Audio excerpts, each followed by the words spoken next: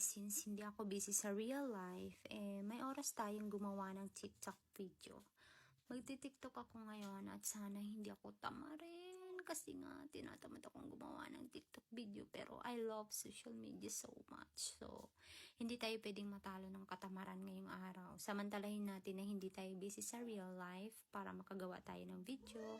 At syempre, habang nag-aayos ako, ipapakita ko na rin sa inyo guys kung ano ang ginagamit ko sa aking hair para mawala yung mga baby hair na yan. At ito lang yan, Cloud Slick Styling Wax Stick.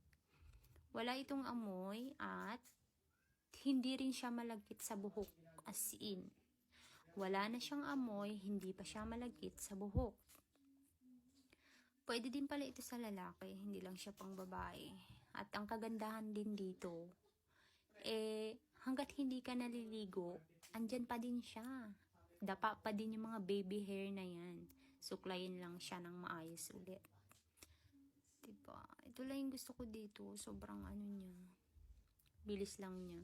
At saka hindi siya katulad ng iba na kapag pinapahid mo ng ganyan, yung iba diba may mga puti-puti. Ito siya wala kasi. Ayan. Ang linis-linis. Walang amoy, ang linis, hindi malagkit, at kahit 24 hours ang tinatagal niya hanggat di ka naliligo, nandiyan pa din. At dahil wala nga akong maliit na suklay, yung Pino is itong bagong toothbrush na bili ang gagamitin natin para ma-clear natin yan, as in, di ba? Para naman maganda lalo tingnan.